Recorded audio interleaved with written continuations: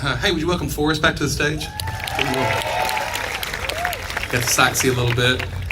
He got one of those, whatever you guys call a corn dog down the road. What is that thing called? Yeah, that. So here's the deal, man. I should not be standing here right now. Like, if you knew my story, which you're about to, I'm gonna tell you. I was born and raised in this little tiny town in Southeast Texas. Like, we're not a city, okay? Like, we don't have a mayor.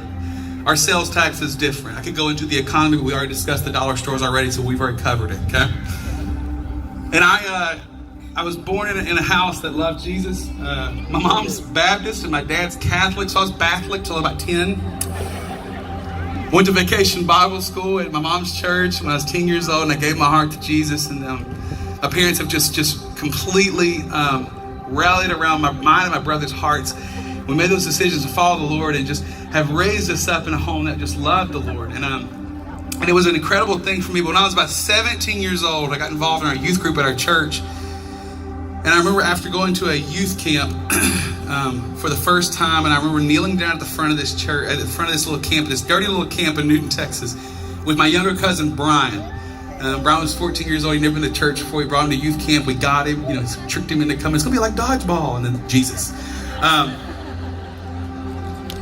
But I remember Brian coming, and I knelt beside Brian at the altar, and we just prayed, and Brian accepted Jesus right there. And I remember Brian going back to his chair, and I couldn't even get off the ground, man. I just told the Lord right then, I was like, if you'll let me do this for the rest of my life, I will do whatever you ask me to do. I want to be faithful. And I remember that was the day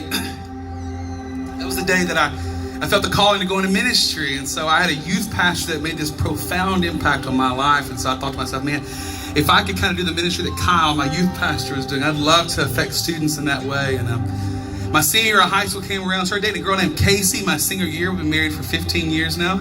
Yeah. Hey, thanks. I'll tell her you said that. I started dating Casey, and we ended up getting engaged right after high school because we couldn't wait any longer to make each other poor. So we loved each other too much. And I remember her grandfather was the chairman of the deacons at a little Baptist church, Friendship Baptist Church, in Buda, Texas, and they needed a youth director. Now, what you got to understand is I thought I was going to be a youth pastor, like take kids on mission trips and preach sermons, and apparently that's different than a youth director, because a youth director, they told me, just feeds them pizza and makes sure they don't tear things off the wall. I said, is there a paycheck? I'll do that. Give me that show. Yeah. So I became the youth director, but in my head, I was like, no, I want to preach. I'm going to do this for real, So I showed up the first week I was there, we had 7 students.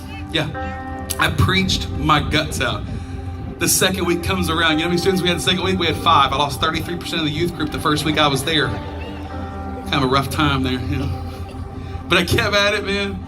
Kept loving the Lord, kept trying to trust Him in what I was doing, and married Casey, and we started a family. I stayed in youth ministry, and I remember the first church that I was at, 18 years old, walked in as the youth director for the first time. There's this guy named Jimmy. And Jimmy was the youth pastor at the church before I was there, and he ended up stepping away and just wanted to kind of continue to volunteer and help out, but he had a full-time job too, and so he wanted somebody else to come in and do the job. And I was kind of nervous about meeting him because he's like the old guy, I'm like the new guy and stuff. But he could not have been more nice to me. Like, Jimmy would just find me at just random times, just go, hey man, how you doing? How you doing following the Lord? How's the students? Like, let me know. I know which parents to call if you want the good pizza, like that kind of thing, right?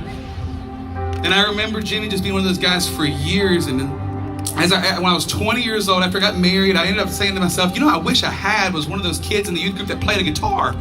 Because then they could lead worship before I would preach sermons. Because I'd never played an instrument before. And knowing my family was musical, we played the radio. That was it, right? And I remember buying this guitar, this little used guitar, and I brought it into the youth group thinking one of these kids is going to be like, I will be the next Chris Tomlin. They'll pick it up, but they didn't want to touch it at all. I was like, guys, that's a lot of pizza budget. Would somebody please and nobody did. So I was like, I guess I'll bring it home. So I remember going home, and I remember just like sitting there just learning chords. And I was very proud because about 3 weeks later, this is before like the internet would teach you how to do everything too, right? So I had a book. A book is kind of like the internet that has pages, if you're wondering. And I remember I went in there very proudly about a month after getting this guitar, and I walked in there and I sat on the stool, and I sat with this guitar, and the kids were going, what is he doing? And I just went, open the eyes of my heart, Lord. And they went,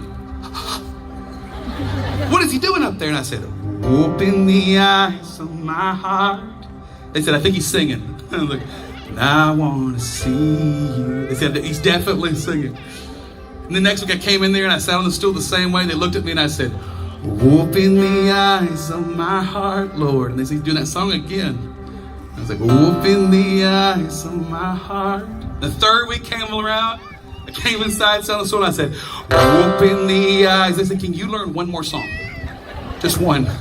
And I was like, my fingers already hurt a whole lot from that one. So I did. I learned another song. And I remember I started just like leading worship for my students. It was funny because if you know anything, if you have a youth pastor at your church, he has a very specific spiritual gift that I had as well. And that is the gift of thriftiness. They're very cheap people. It's a very cheap breed of human being. And I remember buddies of mine, youth pastor buddies of mine, calling me up saying, hey man, we hear that you're leading worship for your youth group now. Maybe you could come and lead worship at our next retreat. I'm like, oh my gosh, thank you for asking. They said, oh yeah, no, totally. We can't afford to bring in a real band. And I was like, I don't know how to feel about, like I feel like the Pinocchio of worship leaders. Like, I want to be a real boy too, you know? So stupid. And so I went and played and stuff. And had no idea that 7 years later, 2 kids later, we have 3 now. I've got a Noah, I've got a Hannah, and I've got a Seth. And I remember this feeling in my heart after just leading worship at camps. But we didn't have any connections to Nashville. We had no connections to a record label or a tour or anything like that. It was literally just the Lord telling us that faithfulness looked like something different in our lives. And we realized that we'll never stand before Jesus and him say, well done, that good and successful youth pastor. It's faithful servant.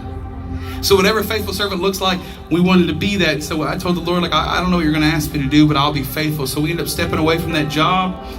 I started doing music, and I took on some odd jobs. I was actually mowing grass, but I also was a substitute teacher at an elementary school, and I drove a sausage delivery truck. And that's a real job, you know.